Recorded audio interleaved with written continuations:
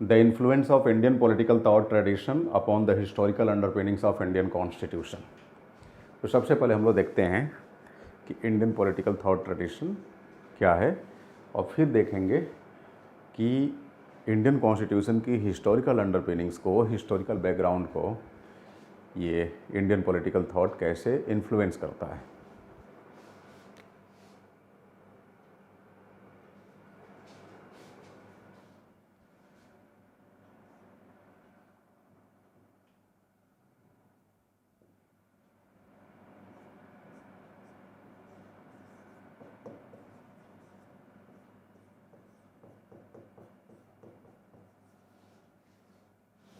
Indian political thought को हम लोग दो फेजेस में बांटेंगे।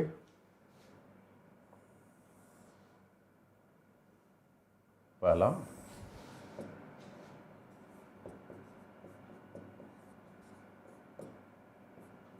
Ancient Indian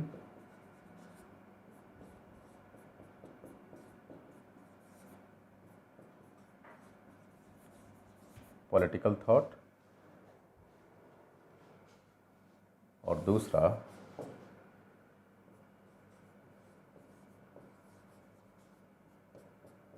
modern Indian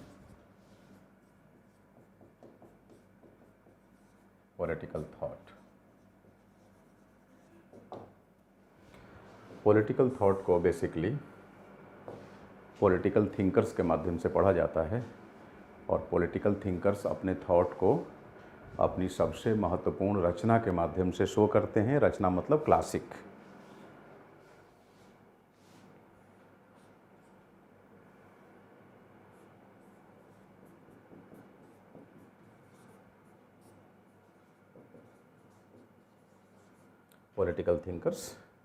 political thinkers की अपनी क्लासिक्स होती है। क्लासिक मतलब इम्पॉर्टेंट टेक्स्ट।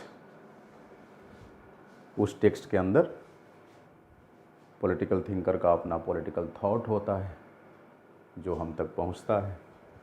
ऐसे ही मॉडर्न इंडियन पॉलिटिकल थॉट को हम लोग पॉलिटिकल थिंकर्स के माध्यम से पढ़ेंगे या पढ़ते हैं। पॉलिटिकल थिंकर्स की अपनी क्लासिक्स है।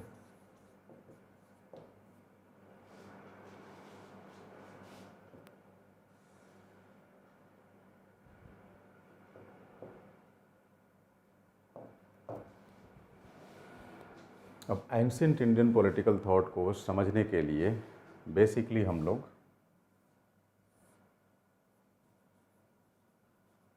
मनु और कौटिल्य को रेफर करते हैं। मनु एंड कौटिल्य। मनु की जो क्लासिक है उसका नाम है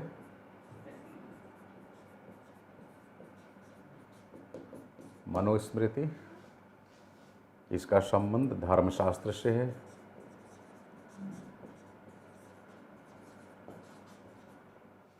और कौटिल्य की जो क्लासिक है उसका नाम है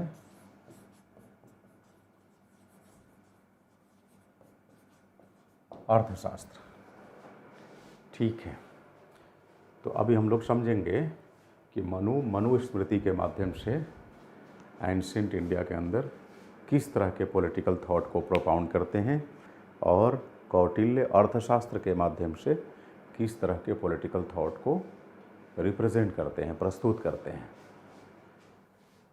और क्या उसका इंडियन कॉन्स्टिट्यूशन की हिस्टोरिकल बैकग्राउंड के ऊपर कोई इन्फ्लुएंस है, ये जानेंगे हम लोग। ठीक उसी तरह ये तो ancient Indian political thought tradition की बात हुई। अगर हम मॉडर्न इंडियन पॉलिटिकल थॉट की बात करें तो इसको समझने के लिए मॉडर्न इंडियन पॉलिटिकल थिंकर्स को समझते हैं।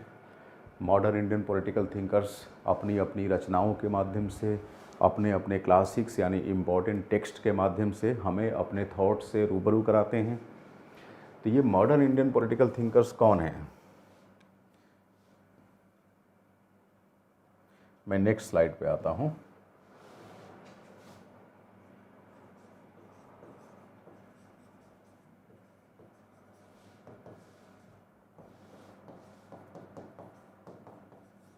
Modern Indian political thinkers. इनके अंदर हमें बेसिकली महात्मा गांधी,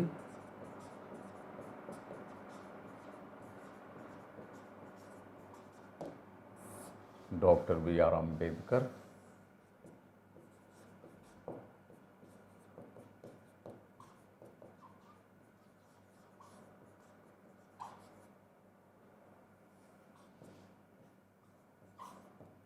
पंडित जवाहरलाल नेहरू, J.L. नेहरू,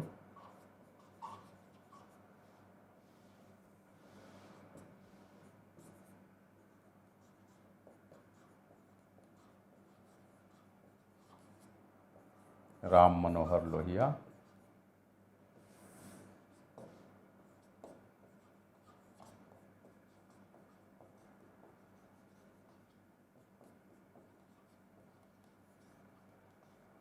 जयप्रकाश नारायण,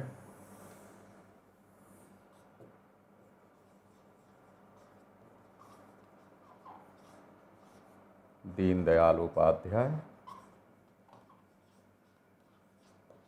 एटसेट्रा। इन पॉलिटिकल थिंकर्स के थॉट पैटर्न को हम लोग बड़ा ही संक्षेप में समझेंगे, क्योंकि हमारा मकसद यहाँ पॉलिटिकल थॉट पढ़ना नहीं है। जनरल स्टडीज़ का टॉपिक हम लोग पढ़ रहे हैं, बट जनरल स्टडीज़ में अगर कोई क्वेश्चन हिस्टोरिकल अंडरपिनिंग्स पे आधारित, मतलब यूनिट 1 के डायमेंशन 1 पे आधारित अगर बेहद अप्लाइड नेचर का क्वेश्चन पूछ दिया तो आपको उस क्वेश्चन को मेंस में एड्रेस करने में समस्या ना हो, इसलिए मैं थोड़े एक लार्जर कैनवास को कंसीडर करते हुए चल रहा हूँ। ठीक है, तो ज़रा सा हम लोग इसको समझते हैं, ancient Indian political thought tradition को। बेसिकली आपको बताऊं,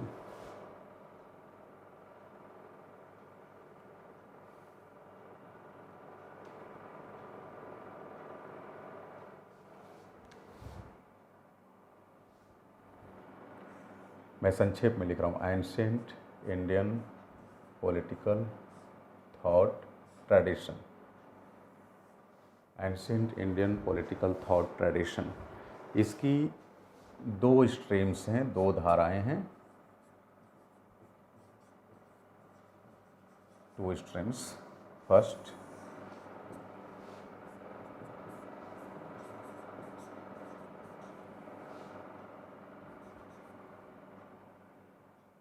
Brahminical stream,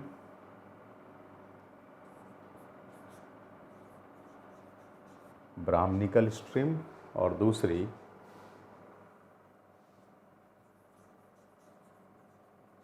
श्रामणिकल stream.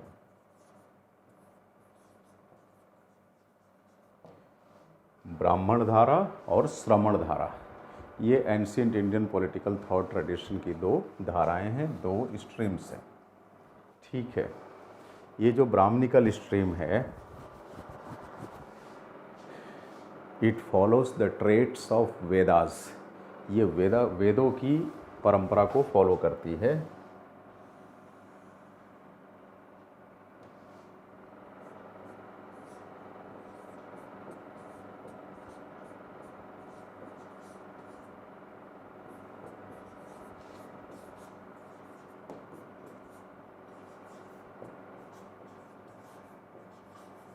It follows the traits of Vedas or tradition of Vedas. Shramnikal stream,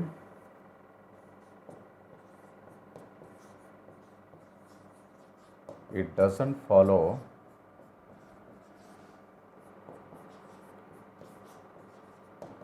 the traits of Vedas. Since Brahmanical stream follows the traits of Vedas, that's why it is also called as theist tradition. Theist tradition, that is आस्तिक परंपरा. And Shramnikal stream, since it does not follow the traits of Vedas, that's why it is called atheist tradition. In Hindi it is called नास्तिक परंपरा. तो अगर कोई व्यक्ति ये कहे कि वो आस्तिक है तो समझना कि वो वेदों की परंपरा में यकीन रखता है, ठीक है। और कोई कहे कि मैं नास्तिक हूँ, इसका मतलब कि वो वेदों की परंपरा में यकीन नहीं रखता। वेदास मीन्स ऋग्वेद, यजुर्वेद, सामवेद, अथर्ववेद, इसकी बात की जाती है। अब इस लिहाज से ancient Indian political thought tradition की जो ब्राह्मणिकल स्ट्रीम है, अगर उसके लिहाज से देखा जाए तो वो सारे लोग जो ब्राह्मणिकल स्ट्रीम को फॉलो नहीं करते, सब के सब नास्तिक हैं। जैसे मान लीजिए आप क्रिश्चियनिटी को फॉलो करते हैं, तो ancient Indian political thought tradition की जो ब्राह्मणिकल स्ट्रीम है उसके अनुसार आप नास्तिक हुए। यहाँ नास्तिक का मतलब कतई ये नहीं कि आप किसी सुपर नेचुरल पावर में यकीन नहीं रखते। भाई जो क्रिश्चियनिटी को फॉलो करता है वो जीसस क्राइस्ट को सुप्रीम गॉड मानता है। ठीक वैसे ही जो लोग इस्लाम को फॉलो करते हैं तो अल्लाह पाक को अपना सबसे बड़ा इष्ट मानते हैं। सबसे बड़ा क्या मतलब, एकमात्र इष्ट मानते हैं, इसके अलावा और सब मैसेंजर्स हैं, पैगंबर्स हैं। खैर, बट ये तो तय है ना कि चाहे आप क्रिश्चियन हो या मुस्लिम हो या फिर आप सिख हो या बुद्धिस्ट हो या जैन हो, आप सबके सब क्या हैं, नास्तिक हैं। किसके अनुसार? एंशिएंट इंडियन थॉट ट्रेडिशन की ब्राह्मणिकल स्ट्रीम के अनुसार, ठीक है। मतलब नॉन बिलीवर ऑफ वैदिक ट्रेड्स, दे आर कॉल्ड नास्तिक, दैट इज़ ऑथेइस्ट। ठीक, जैसे आपने इस्लाम में एक टर्मिनोलॉजी आपने सुना होगा, काफिर। तो काफिर का एक्चुअल मतलब ये होता है कि जो इस्लाम का नॉन बिलीवर है, नॉन बिलीवर्स ऑफ इस्लाम, जो इस्लाम में यकीन नहीं रखता, वो काफिर हो गया। ठीक है, तो इस लिहाज से तो आप चाहें सनातन ट्रेडिशन को फॉलो करते हो, यानी वैदिक ट्रेडिशन को, कहने का मतलब आप हिंदू हो या क्रिश्चियन हो या फिर सिख हो, तो सारे के सारे काफिर होंगे। काफिर का सीधा मतलब जो इस्लाम का बिलीवर नहीं है। आमतौर पे आप देखेंगे कई दफ़ा इस शब्द का गलत तरीके से लोग इसका मतलब समझ लेते हैं। जैसे नास्तिक का यहाँ मतलब है, ठीक उसी तरह से वहाँ काफिर का मतलब है। तो वो कोई ख़राब शब्द नहीं है। अगर मान लीजिए ब्राह्मणिकल थॉट ट्रेडिशन का कोई व्यक्ति दूसरे रिलीजन को फॉलो करने वालों को नास्तिक बोल रहा है, तो इसमें कुछ भी अलग नहीं बोल रहा है। जो उसका ट्रेडिशन कहता है, जो उसकी परंपरा कहती है, उसके अनुसार नास्तिक कोई ख़राब शब्द नहीं है ना। कई लोग रिलीजियस डिटीज़ को या गॉड्स को एक तरह से डिफेम करके या उनके बारे में नकारात्मक सोच रख के अपने आप को शो करना चाहते हैं कि मैं नास्तिक हूँ। एक्चुअली उन्हें नास्तिक का मतलब ही नहीं मालूम होता है। नास्तिक का सीधा मतलब है जो ब्राह्मणिकल ट्रेड्स को, वैदिक ट्रेड्स को फॉलो ना करें। अब ज़रूरी है कि सभी लोग वैदिक ट्रेड्स को फॉलो करेंगे। अब बताओ, अगर मान लीजिए आप बुद्धिस्ट हैं या आप जैन धर्म में यकीन रखते हैं, तो आप वेदों की परंपरा को क्यों फॉलो करेंगे? नहीं करेंगे। अगर आप नहीं कर रहे हैं तो इसका मतलब कि ब्राह्मणिकल ट्रेड के अनुसार आप नास्तिक हुए। ठीक है, तो यहाँ बेसिकली नास्तिक के प्रति कोई ख़राब भावना नहीं रखी गई है। आप जैसे देखो श्रमणिकल स्ट्रीम, इंडियन थॉट ट्रेडिशन की श्रमण धारा। श्रमण धारा मतलब जो ब्राह्मण धारा के अगेंस्ट हो, कहने का मतलब कि वेदों को जो फॉलो ना करे। अब इसके अंदर कौन कौन से आ जाएंगे? Buddhism, Jainism, Ajivikas, etcetera. इसे हम लोग बहुत डेप्थ में नहीं समझते हैं, बस ये समझ लीजिए कि ancient Indian political thought tradition की जो ब्राह्मणिकल स्ट्रीम है, इसका हम लोग कॉन्स्टिट्यूशन मेकिंग पर इन्फ्लुएंस देखेंगे। क्योंकि आगे चलकर कॉन्स्टिट्यूएंट असेंबली के कंटेक्स्ट में एक डिबेट उठेगा, एक वाद विवाद का मुद्दा उछलेगा, और वो होगा कि India's constituent assembly was basically the assembly of Indian Hindus. Bharat की संविधान सभा भारतीय हिंदुओं की सभा थी। क्रिटिक्स कुछ इस तरह की बातें करते हैं, तो वहाँ पर हम लोग इसे कनेक्ट करेंगे। ठीक है, अब देखो, जो ब्राह्मणिकल स्ट्रीम है, इस ब्राह्मणिकल स्ट्रीम के अंदर दो सब ब्रांचेज निकलती है। ठीक, एक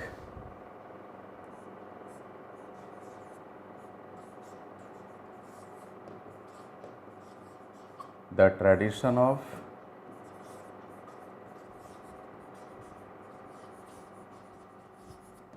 धर्मशास्त्र और दूसरा द ट्रेडिशन ऑफ अर्थशास्त्र।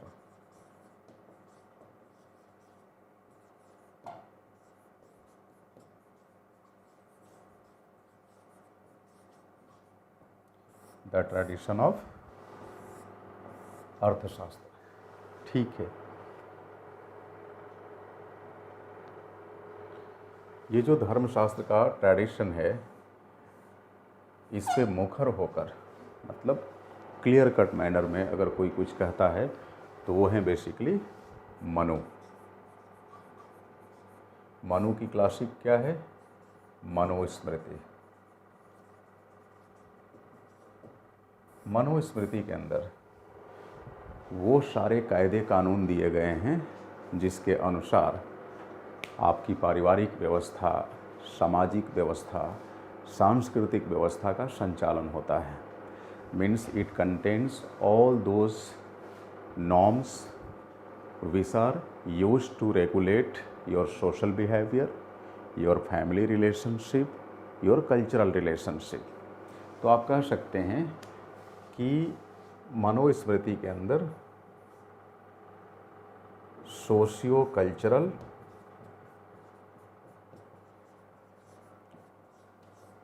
कोड को शो किया गया है।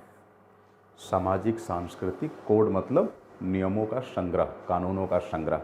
तो ये बेसिकली सामाजिक सांस्कृतिक विधान है।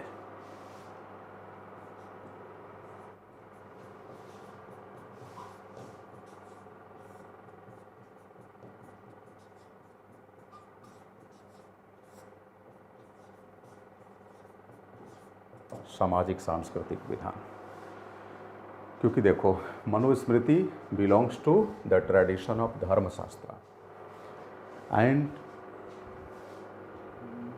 धर्म lies in the epicentre of Dharmashastra. So which thing lies in the epicentre of Dharmashastra? धर्म।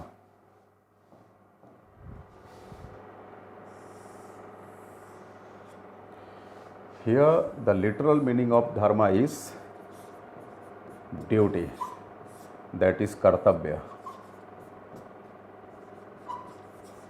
ड्यूटी दैट इज कर्तव्य। धर्म का संबंध यहाँ रिलीजन से नहीं है बल्कि ड्यूटी से है। एनीवे, अर्थशास्त्र, अर्थशास्त्र के सेंटर में अर्थ है, ARTHA, अर्थ। और अर्थ की दो तरह की मीनिंग निकाली जाती है।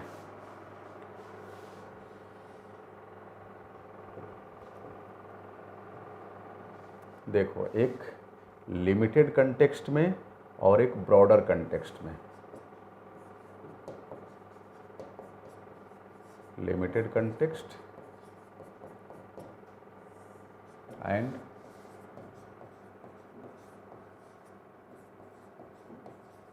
ब्रॉडर कंटेक्स्ट में।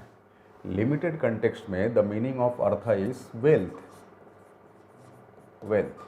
But in broader context the meaning of artha is politics and governance।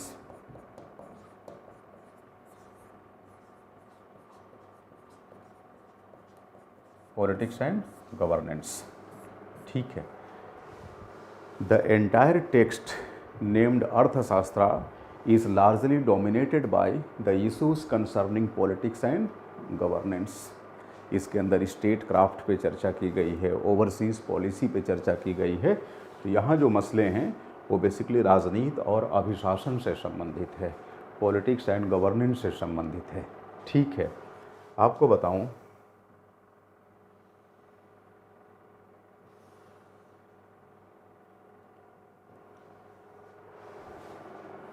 In the words of Binoy Kumar सरकार, बी के सरकार,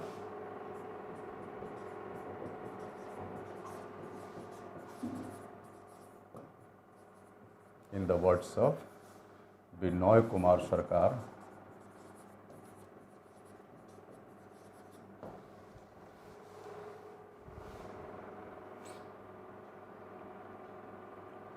धर्मशास्त्र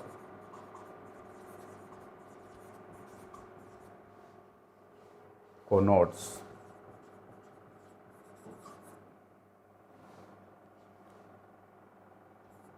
civil code of conducts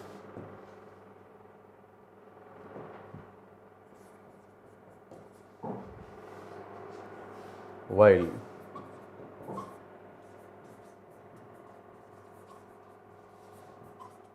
अर्थशास्त्र connotes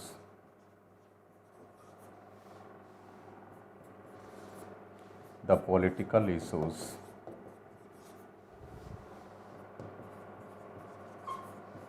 that is the state affairs.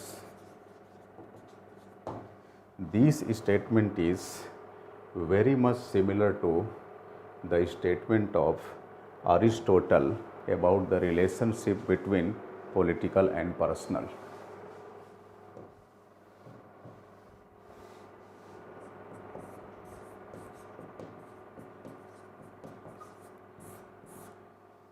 Aristotle is believed to be the father of political science. So he was basically an ancient Western political thinker, more precisely you can say the Greece political thinker. Okay, ये एक यूनानी राजनीतिक चिंतक था, प्राचीन राजनीतिक चिंतक। इसे बेसिकली राजनीति विज्ञान का जनक माना जाता है, फादर माना जाता है। ये कहता है कि there should B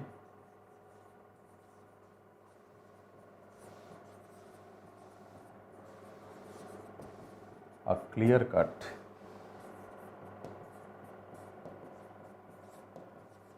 distinction between political and personal. There should be a clear cut distinction between political and personal. Political represents state affairs. State affairs. State affairs means the issues concerning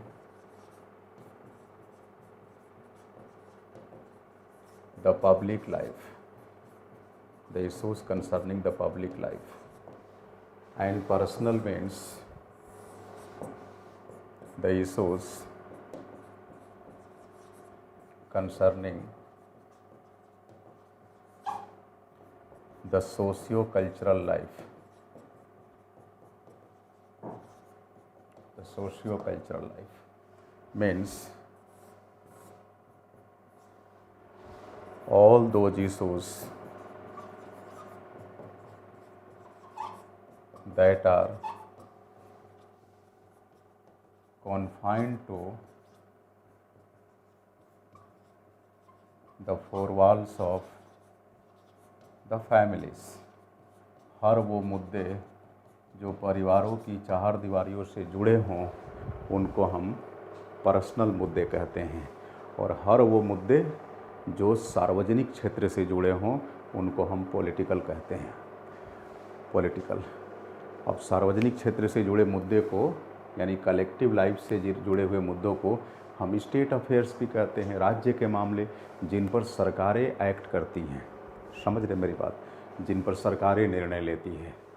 तो आपको नहीं लगता कि जो बात Aristotle कहता है western political thought tradition के अंदर, कमोबेश वही बात हमारे यहाँ मनु और कौटिल्य कहते हैं। भाई मनु ने क्या कहा है?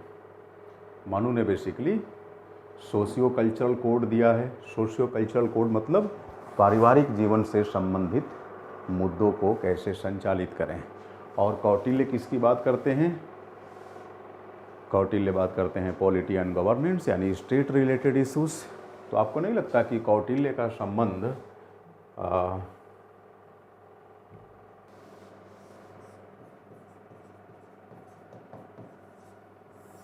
कौटिल्य का संबंध स्टेट लॉज से है और मनु का संबंध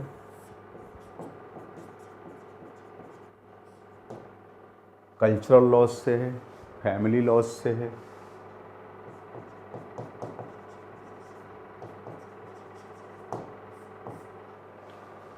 कौटिल्य सिविल अफेयर्स पे नहीं बोलते, वो केवल पॉलिटी एंड गवर्नेंस पे बोलते हैं, यानी स्टेट अफेयर्स पे।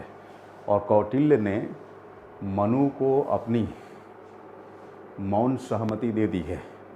कौटिल्य कहते हैं कि सामाजिक आर्थिक क्षेत्र में हम धर्मशास्त्र के विधानों का अनुसरण कर सकते हैं, यानी उन्होंने खुद उसे एक्सेप्ट किया है। केवल पॉलिटी एंड गवर्नेंस के फील्ड में ये विस्तार से बात करते हैं। ठीक है, अब देखो, ये तो इनके बारे में आपने समझा कि मनु का संबंध सिविल कोड से है, नागरिक कानूनों से, और कौटिल्य का संबंध राज्य कानूनों से, जैसे आईपीसी, सीआरपीसी, जिस पर स्टेट कानून बनाता है, गवर्नमेंट लॉ बनाती है। ठीक है, लेकिन पारिवारिक मसलों के लिए सरकार तो कानून नहीं बनाती भाई। शादी, विवाह, तलाक, इन सब से संबंधित अलग अलग कल्चरल ग्रुप्स के, अलग अलग रिलीजियस ग्रुप्स के अपने पर्सनल लॉज हैं। समझ रहे हैं मेरी बात? तो मनु का संबंध पर्सनल लॉज से है और कौटिल्य का संबंध स्टेट लॉज से है। अब ये जो कंसेप्ट आप यहाँ से डेराइव करते हैं, इसका इंडियन कॉन्स्टिट्यूशनल स्कीम पर किस तरह का इन्फ्लुएंस पाते हैं। तो अगर हम इन्फ्लुएंस की बात करें तो आप देखिए,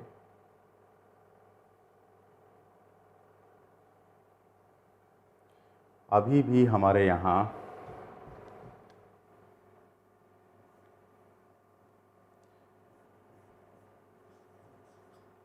non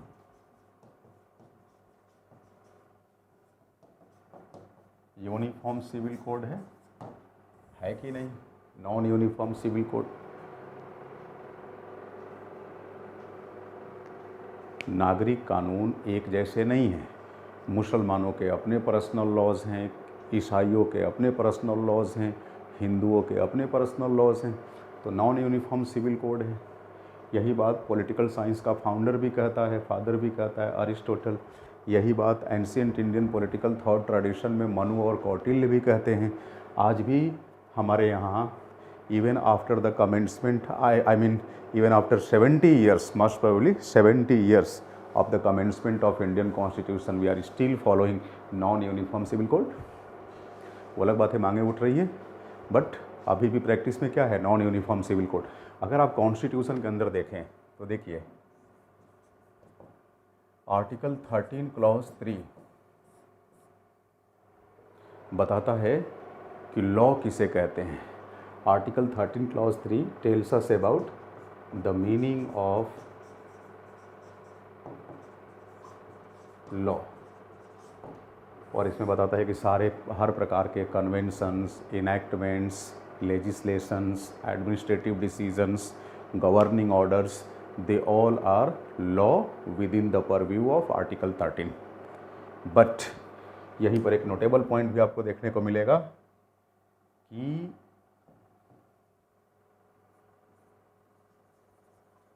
personal laws should not be accorded the status of law under Article 13 Clause 3। Personal law को आर्टिकल 13 क्लॉज 3 लॉ नहीं मानता। इसका क्या लाभ मिलेगा पर्सनल लॉ को? इसका लाभ ये मिलेगा कि देखो,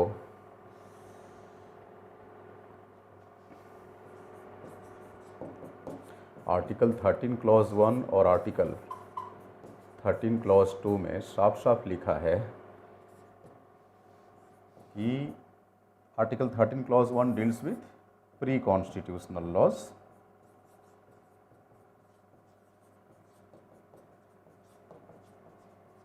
pre-constitutional laws, and Article 13 Clause 2 deals with post-constitutional laws.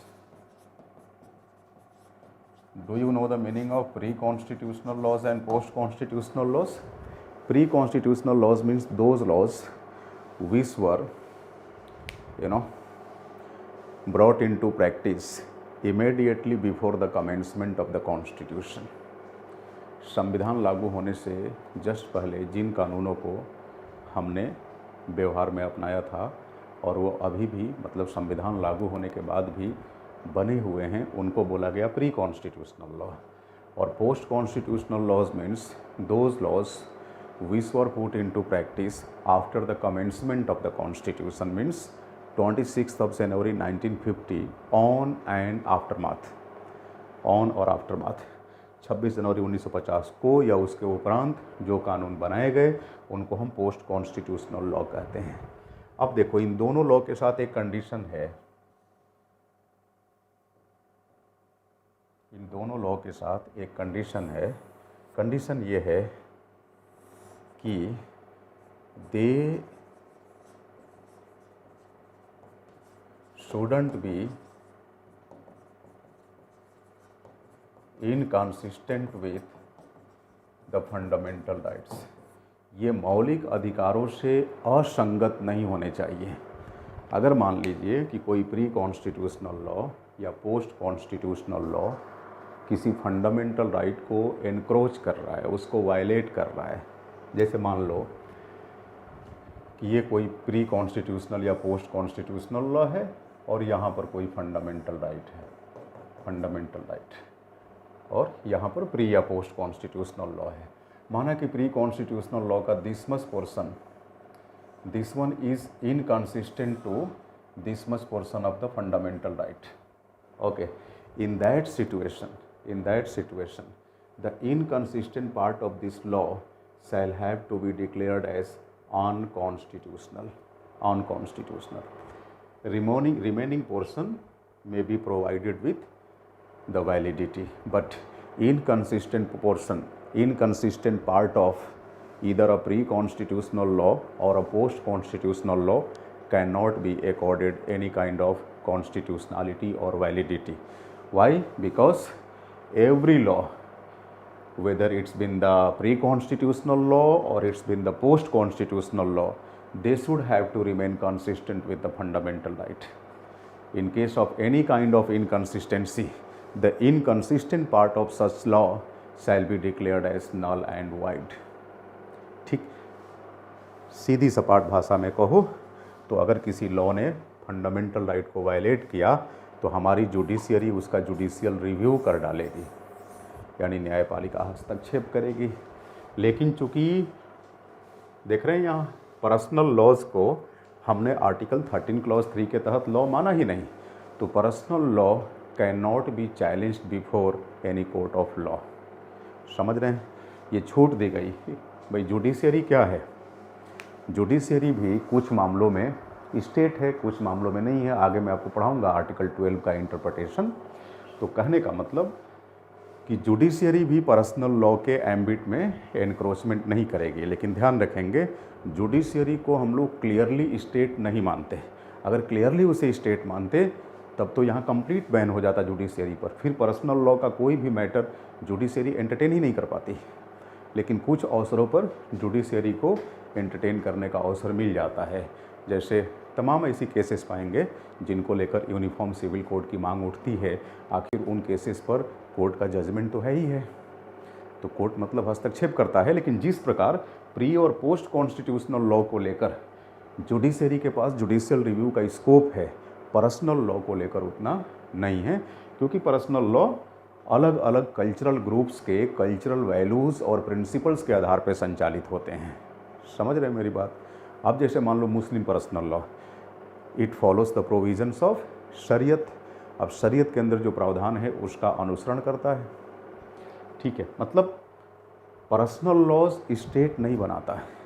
अभी क्या मांग उठ रही है कि सिविल लॉ को यूनिफॉर्म कर दो. क्यों यूनिफॉर्म कर दो? ताकि स्टेट लॉ बनाए. क्यों बनाएगा भाई स्टेट लॉ? तो क्या हिंदुस्तान में एक ही कल्चरल ग्रुप रहता है? नहीं, हिंदुस्तान मल्टी कल्चरल सोसाइटी है. अलग अलग कल्चर्स के अपने अपने वैल्यूज़ हैं। संभव है दो कल्चर के आपसी मूल्य या सिद्धांत एक दूसरे से मैच ना करें, तो क्या बुराई है? यही तो कल्चरल डाइवर्सिटी की खूबसूरती है। तो ज़रा सोचिए, इस बात का ध्यान अरिस्टोटल ने रखा, इस बात का ध्यान मनु और कौटिल्य ने रखा। आज राजनीति के चक्कर में यूसीसी लोग चिल्ला रहे हैं। अब आप सोच रहे होंगे कि सर तो लग रहा है कि यूसीसी के विरोधी हैं। आप जब आगे पढ़ेंगे तो आपको खुद लग जाएगा कि यूसीसी की हकीकत क्या है। ये पॉलिटिकल स्टंट के अलावा कुछ नहीं है। क्या इंडिया मल्टी कल्चरल सोसाइटी नहीं है? अगर मल्टी कल्चरल सोसाइटी है तो मल्टीपल कल्चरल ग्रुप्स को उनकी वैल्यूज़ और प्रिंसिपल्स के साथ रहने देने में क्या समस्या है? और चाह कर भी आप सबकी कल्चरल वैल्यूज़ को एक कैसे बना देंगे? नहीं बनाएंगे। स्टेट उसमें क्या काट छाट करेगी, क्या बदलाव करेगी? हाँ, जो डेरोगेटरी एस्पेक्ट्स हैं, जैसे मान लो जेंडर जस्टिस का मुद्दा, आमतौर पे जब हम यूसीसी की मांग करते हैं तो किसकी आड़ में करते हैं? फेमिनिज्म की आड़ में। तो फेमिनिस्ट पर्सपेक्टिव को आप वहाँ देखेंगे, आप ज़रूर फेमिनिस्ट पर्सपेक्टिव की बात करेंगे। फेमिनिस्ट पर्सपेक्टिव से सारे कल्चरल लॉ डेरोगेटरी हैं, सारे के सारे। क्यों? क्योंकि पैट्रियार्कल सोसाइटी है। आप कल्चरल वैल्यूज़ को फॉलो करते हैं। Culture is basically the outward orientation of a religion. प्रत्येक धर्म का जो बाह्य पक्ष है वही संस्कृति है। यानी कहीं ना कहीं कल्चर की जड़ें किससे जुड़ी हुई है? आपके संबंधित रिलीजन से जुड़ी हुई है, धर्म से जुड़ी हुई है। और ऐसा कौन सा धर्म है बताओ जो जेंडर जस्टिस की बात करता है? शायद ही कोई धर्म होगा, कोई नहीं है। किसी भी धर्म के किसी भी रिलीजन के अंदर जो उस रिलीजन का सबसे बड़ा लीडर है, महिला है? नहीं है, पुरुष है। लॉर्ड राम, लॉर्ड कृष्णा, सबके सब महिलाएं इनकी सहयोगी हैं। श्रावण का महीना चल रहा है, श्रावण का महीना, भोले बाबा, अब भोले बाबा की सहयोगी हैं माता पार्वती। समझ रहे हैं मेरी बात? तो महिलाएं हमेशा सहयोगी की भूमिका में रही है। सेकेंडरी स्टेटस धर्म के अंदर, कोई भी धर्म हो, सभी धर्मों के प्रणेताओं को देख लो, प्रोपाउंडर को देख लो, जीसस क्राइस्ट, पैगंबर मोहम्मद, इधर आप आ जाइए श्री कृष्ण भगवान, भगवान राम, सब तो पुरुष ही हैं। महिलाओं की छिटपुट भूमिका है, लाइक वैष्णव देवी वगैरह वगैरह। तो धर्मों में मूल भूमिका में पुरुष ही हैं। तो आपको नहीं लगता कि धर्मों के ऊपर पैट्रियार्कल इम्प्रेशन है? और उसी धर्म से जब कोई कल्चर निकलेगी तो कल्चर पर भी पैट्रियार्कल इम्प्रेशन होगा। तो उस कल्चर के अंदर जो कायदे कानून बनेंगे, आपको नहीं लगता कि पुरुषों को प्रिविलेज देंगे, महिलाओं की भूमिका को कट शॉर्ट करेंगे? ठीक है।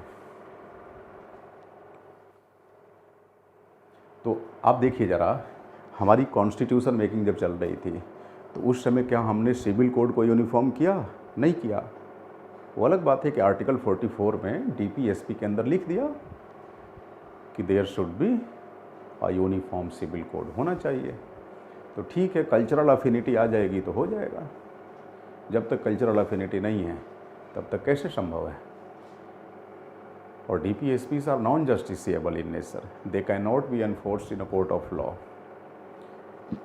राज्य के नीति निदेशक सिद्धांत गैर न्यायोचित प्रकृति के हैं, वो बाइंडिंग नेचर का नहीं है। ठीक है।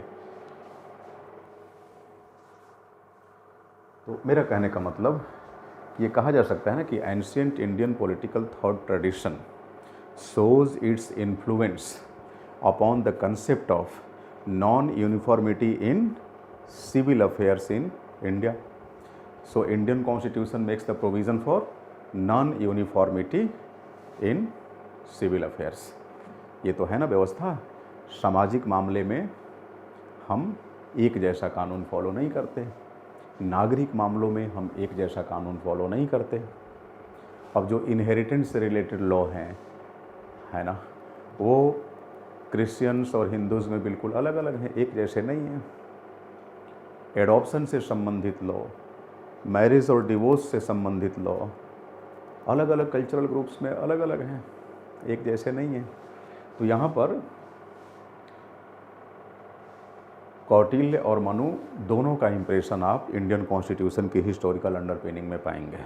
आमतौर पे हम क्या करते हैं कि हिस्टोरिकल अंडरपिनिंग के नाम पे अलग अलग एक्ट्स में कौन सी बातें कही गई है और उनका क्या इन्फ्लुएंस रहा है कॉन्स्टिट्यूशन पे, वहीं तक सीमित कर देते हैं। तो भाई हिस्टोरिकल अंडरपिनिंग में आपको थोड़ा और पीछे जाना पड़ेगा ना। हम लोगों ने इंडियन कॉन्स्टिट्यूशन की हिस्टोरिकल अंडरपिनिंग्स को कहाँ से कनेक्ट करना शुरू किया? 6th सेंचुरी BC से, उससे भी पहले 6th सेंचुरी BC से तो मनु हैं, कौटिल्य तो कौटिल्य हैं, I am sorry, Kautilya is related with 6th century BC। Manu तो और far before, he belongs to the tradition of Dharmashastra. आप यूँ कह लीजिए कि लगभग 1500 BC से भी पहले के हैं। 1500 BC का मतलब कि आज का अगर देखो तो कम से कम 3500 to 4000 ईयर्स एगो की बात। तो वहाँ से हम लोग हिस्टोरिकल अंडरपिनिंग को कनेक्ट कर रहे हैं। ठीक है, दूसरी बात, चलो ये तो एंशिएंट इंडियन थॉट ट्रेडिशन की बात हो गई। एक और यहाँ बताऊँ आपको, जब आप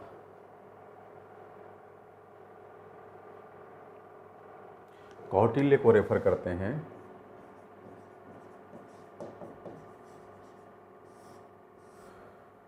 कौटिल्य टॉक्स अबाउट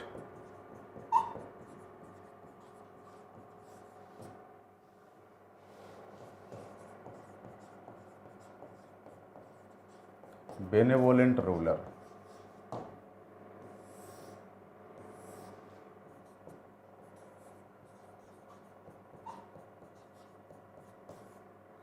कल्याणकारी शासक की बात करता है।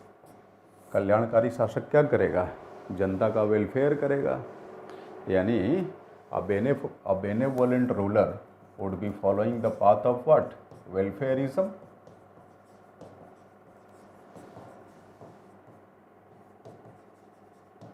ये पाथ ऑफ वेलफेयरिज्म को फॉलो करेगा। कैसे पता चलता है? By having a look into कौटिल्यास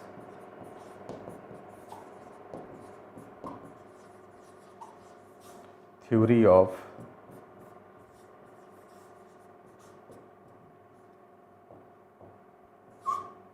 Kautilya's theory of Yogaksema. What is meant by Kautilya's theory of Yogaksema?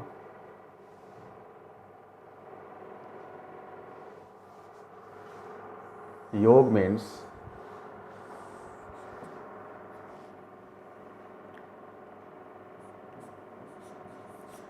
try to achieve all that have yet not been achieved। हर वो चीज़ प्राप्त करने की कोशिश करो जिसे तुम अब तक प्राप्त नहीं कर पाए हो। क्षेमा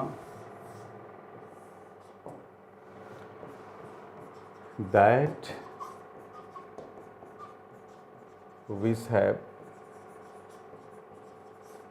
already been achieved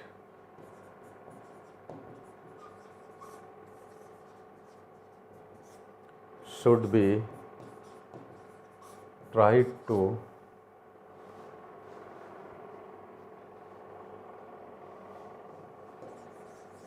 get consolidated। That which have already been achieved should be tried to get consolidated। मतलब जो चीज़ आप प्राप्त कर चुके हो उसको मेंटेन रखो, उसको जारी रखो। जैसे मान लीजिए आप अनएम्प्लॉयमेंट को दूर करना चाहते हैं, रूरल अनएम्प्लॉयमेंट।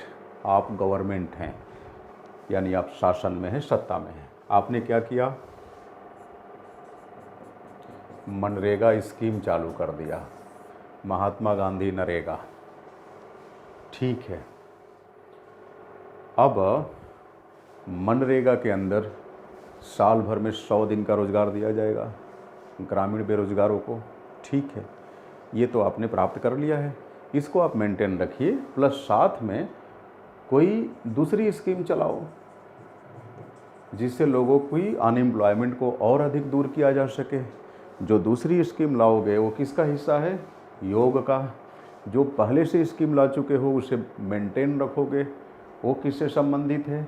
क्षेम से, don't you think here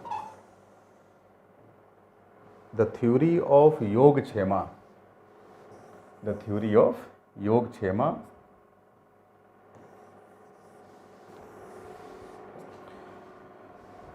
makes the provision for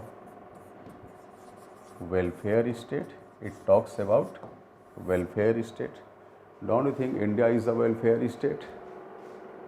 So the historical background of welfareism followed in India, it is largely influenced by ancient Indian political thought tradition, basically the political thought of Kautilya, which is known by the name of Yogक्षेमा.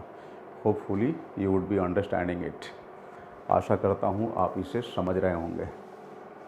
ठीक है, तो ये आपने देख लिया welfare state की जो historical underpinning बन रही है, बैकग्राउंड बन रही है, वो किस आधार पे बन रही है? कौटिल्य के योगक्षेमा के आधार पे। यहाँ हमने हिस्टोरिकल पॉइंट ट्रेस कर लिया। ठीक है, अब हम लोग आ जाते हैं modern Indian political thought tradition के अंदर। अब देखिए modern Indian political thought tradition में महात्मा गांधी हैं, डॉक्टर B.R. अम्बेडकर हैं, पंडित जवाहरलाल नेहरू हैं, राम मनोहर लोहिया हैं, जयप्रकाश नारायण, दीनदयाल उपाध्याय, ये सब लोग।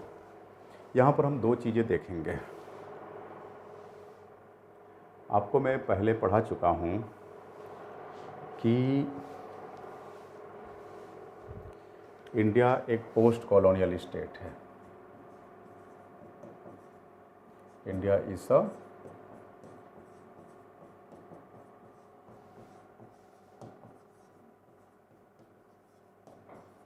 Post colonial state. Post colonial state क्या करता है? जहाँ एक तरफ लिबरल स्टेट थ्योरी को फॉलो करता है, वहीं दूसरी तरफ सोशलिस्ट पैटर्न को भी फॉलो करता है। यानी यहाँ लिबरलिज्म और सोशलिज्म दोनों होगा, यानी दोनों का मिक्स्ड वर्जन होगा।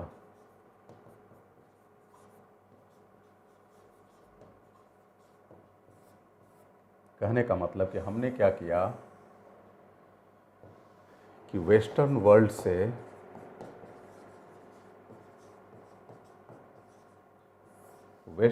से जहां लिबरलिज्म को डेराइव किया,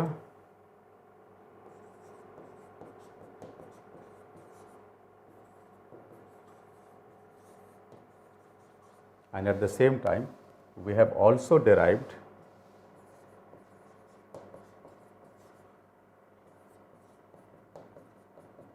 socialism from the western world. अब देखो जो वेस्टर्न सोशलिज्म है, वेस्टर्न सोशलिज्म का जो मोस्ट पॉपुलर वर्जन है वो है कम्युनिज्म और मार्क्सिज्म। तो आप कह सकते हैं मार्क्सिस्ट सोशलिज्म। मतलब वेस्टर्न वर्ल्ड का जो लिबरलिज्म है इसको हमने डेराइव किया। वेस्टर्न वर्ल्ड का जो सोशलिज्म है, जिसको हम लोग बोलते हैं मार्क्सिस्ट सोशलिज्म,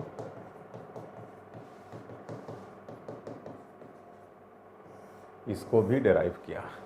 बट डेराइव करके हूबहू उसी रूप में हमने इंडियन कॉन्स्टिट्यूशनल स्कीम में शामिल नहीं किया, क्योंकि वेस्ट की सर्कमस्टांसेस अलग है, इंडिया की सर्कमस्टांसेस अलग है।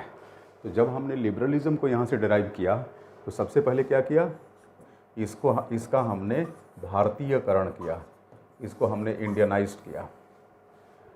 मार्क्सिस्ट सोशलिज्म से जब हमने सोशलिज्म को डेराइव किया तो इसे भी हमने इंडियनाइज्ड किया। इंडियनाइज्ड इसका मतलब ये हुआ कि इंडियन कॉन्स्टिट्यूशन के अंदर लिबरलिज्म का जो भी रेफरेंस आप पाएंगे, that is basically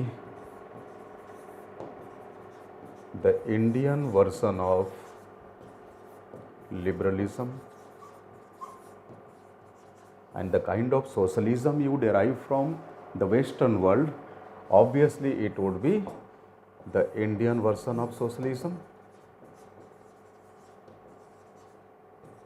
Indian version of socialism. अब मज़े की बात यह है कि जो इंडियन वर्जन ऑफ लिबरलिज्म है और इंडियन वर्जन ऑफ सोशलिज्म, इनको हम एक अलायंस के रूप में बड़ी आसानी से स्वीकार कर सकते हैं। यानी दोनों के जो विरोधी तत्व हैं, जो कंट्रास्टिंग फैक्टर्स थे, उनको हमने एलिमिनेट कर दिया। समझ रहे हैं मेरी बात? और जो अच्छे तत्व थे उनको हमने एक्सेप्ट कर लिया। अच्छे तत्वों में जो गुड एलिमेंट्स हैं उनमें आपस में कोई कंट्राडिक्शन नहीं। एक सिंपल सा आपको एग्जांपल के माध्यम से इसको समझाना चाहूँगा। देखिए,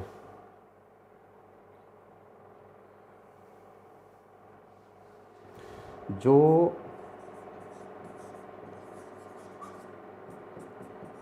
मॉडर्न इंडियन पॉलिटिकल थिंकर्स हैं,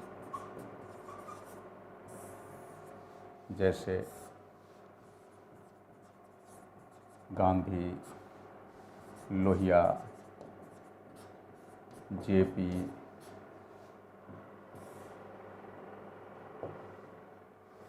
दीनदयाल उपाध्याय।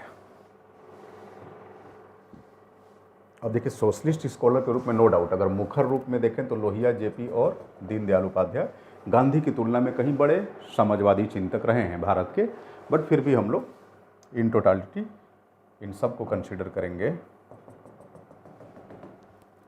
तो इन सभी लोगों का क्या मानना था? इनका मानना था कि हमें वेस्टर्न लिबरलिज्म और वेस्टर्न सोशलिज्म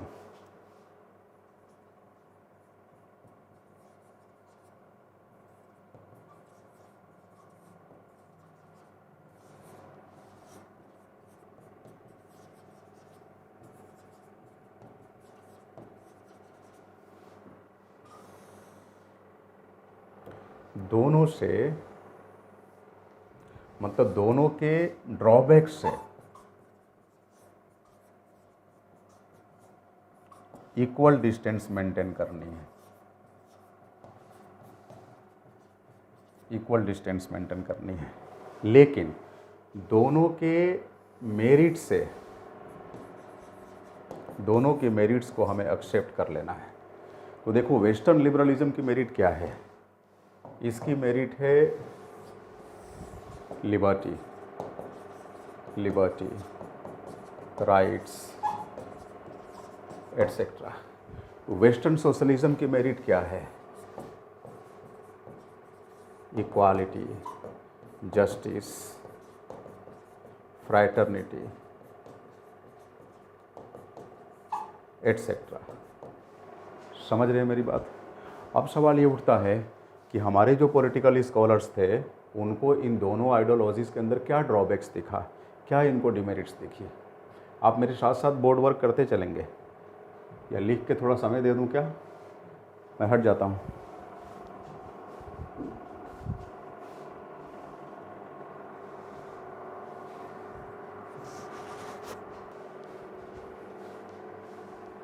ठीक है, अब देखो, इसमें ये देखा गया कि western liberalism as well as western socialism, ये दोनों के दोनों अनकंट्रोल्ड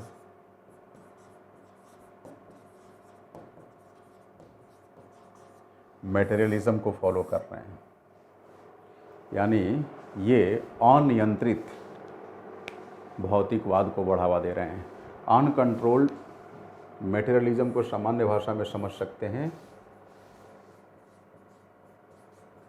अनकंट्रोल्ड कंजम्पशन को बढ़ावा दे रहे हैं। अनकंट्रोल्ड कंजम्पशन को बढ़ावा दे रहे हैं।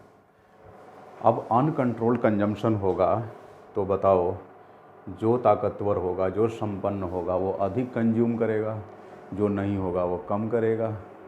इससे क्या होगा कि अमीर और गरीब के बीच में खाई बढ़ेगी। कहने का मतलब कि इकोनॉमिक डिस्पैरिटी आएगी। इकोनॉमिक डिस्पैरिटी आएगी। वैश्विक स्तर पे गरीब और अमीर के बीच की दूरी बढ़ेगी। प्लस इसके अंदर इंक्लूसिविटी का अभाव होगा, इंक्लूसिविटी का अभाव होगा, समावेशीकरण का अभाव होगा, प्लस इसके अंदर सस्टेनेबिलिटी का भी अभाव होगा।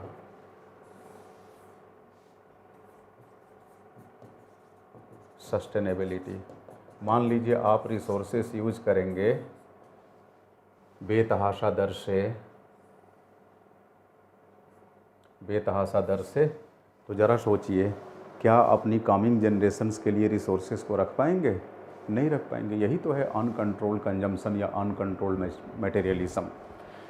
तो हमारे यहाँ के जो भी समाजवादी थे उनका मानना था कि चाहे वेस्ट का कैपिटलिज्म हो, जिसकी विचारधारा लिबरलिज्म है, या फिर वेस्ट का सोशलिज्म हो, इन दोनों की एक समस्या है, ये दोनों के दोनों अनियंत्रित उपभोक्तावाद को बढ़ावा देते हैं, अनकंट्रोल्ड कंजम्पशन को बढ़ावा देते हैं।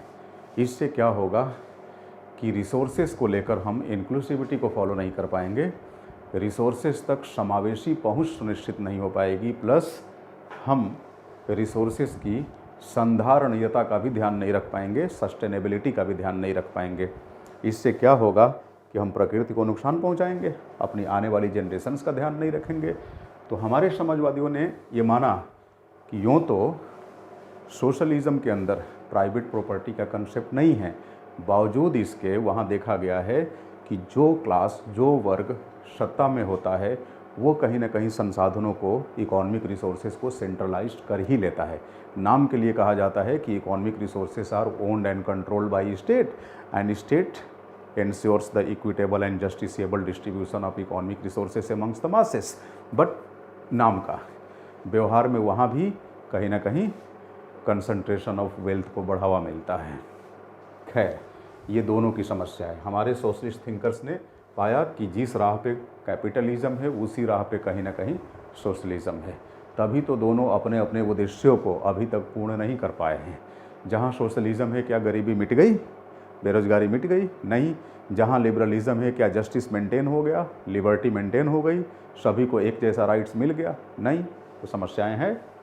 तो हमने कहा कि हम इन सारी समस्याओं से निजात पाएंगे, और हम भी भौतिकवाद को खारिज नहीं करते, हम मटेरियलिज्म को अपनाएंगे, लेकिन हमारा मटेरियलिज्म कंट्रोल्ड मटेरियलिज्म होगा,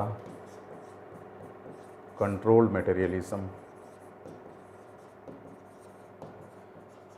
हमारे मटेरियलिज्म में एलिमेंट्स ऑफ स्पिरिचुअलिटी होगी, एलिमेंट्स ऑफ स्पिरिचुअलिटी होगी। हमारे मटेरियलिज्म में हमारा मटेरियलिज्म केवल इंडिविजुअलिज्म को नहीं बढ़ावा देगा, बल्कि जिस इंडिविजुअलिज्म को बढ़ावा देगा उसका नाम होगा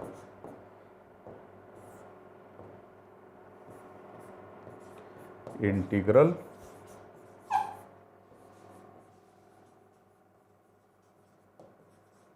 ह्यूमनिज्म, इंटीग्रल ह्यूमनिज्म।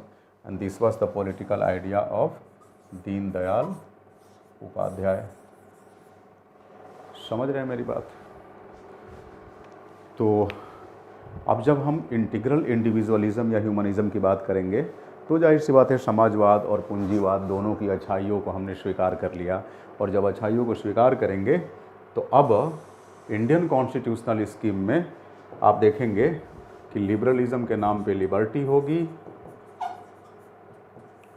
होगी और सोशलिज्म के नाम पर इक्वालिटी होगी, इक्वालिटी, और दोनों आपस में भाई बहन की तरह रहेंगे। जबकि लिबरल स्टेट थ्योरी के अंदर आप देखे थे ना, लिबर्टी होगी लेकिन इक्वालिटी नहीं होगी। सोशलिस्ट स्टेट थ्योरी के अंदर इक्वालिटी होगी लेकिन लिबर्टी नहीं होगी, दोनों को एक दूसरे का दुश्मन माना गया, और हमारे यहाँ इन्हें भाई बहन बना दिया गया। कहने का मतलब कि आप फंडामेंटल राइट्स के अंदर article 14 to 18 right to equality पाएंगे, और यहीं इसके जस्ट बगल में आर्टिकल 19 to 22 आप राइट टू फ्रीडम पाएंगे, right to freedom. Indian constitution में लिबर्टी और फ्रीडम इन दोनों शब्दों को एक दूसरे के बदले इस्तेमाल किया जाता है। समझ रहे हैं? The two terms namely liberty and freedom they can be used interchangeably under Indian constitutional scheme. ठीक है, तो अब ज़रा सोचो, इसी के अंदर हम लोग पढ़ेंगे कि भाई ये तो हमने समझ लिया कि जो सोशलिज़म हम अपनाए हैं इंडियन कॉन्स्टिट्यूशन में, इस सोशलिज़म की जो हिस्टोरिकल बैकग्राउंड है उसको तैयार करने में किसके पॉलिटिकल थॉट का इन्फ्लुएंस रहा? मॉडर्न इंडियन पॉलिटिकल थिंकर्स के पॉलिटिकल थॉट का इन्फ्लुएंस रहा। ठीक है, इसीलिए जब सुप्रीम कोर्ट से 1982 में पूछा गया कि इंडिया के अंदर जो सोशलिज़म है उसे कौन सा सोशलिज़म नाम देंगे, क्योंकि एक विचारक है CEM जोड। CEM जोड कहता है कि सोशलिज़म एक ऐसी टोपी है जिसे इतने सारे लोगों ने पहन रखा है कि अब इस टोपी का अपना कोई आकार ही नहीं बचा। हैट, ठीक है, टोपी का। तो सवाल ये उठता है कि इंडिया के अंदर कौन वाला सोशलिज़म है? तो सुप्रीम कोर्ट ने कहा कि इंडिया के अंदर जो सोशलिज़म है उसका नाम है Indian brand of socialism, Bharat का समाजवाद। मार्क्स, लेनिन, स्टालिन, माओ, इनका समाजवाद नहीं, भारत का समाजवाद। तो भारत के समाजवाद का सृजन करने में, निर्माण करने में, उसकी मेकिंग करने में किसकी भूमिका रही? इंडिया के पॉलिटिकल थिंकर्स की। कौन? लोहिया, JP, गांधी, दीनदयाल, इन सब लोगों की रही। क्लियर है ये बात?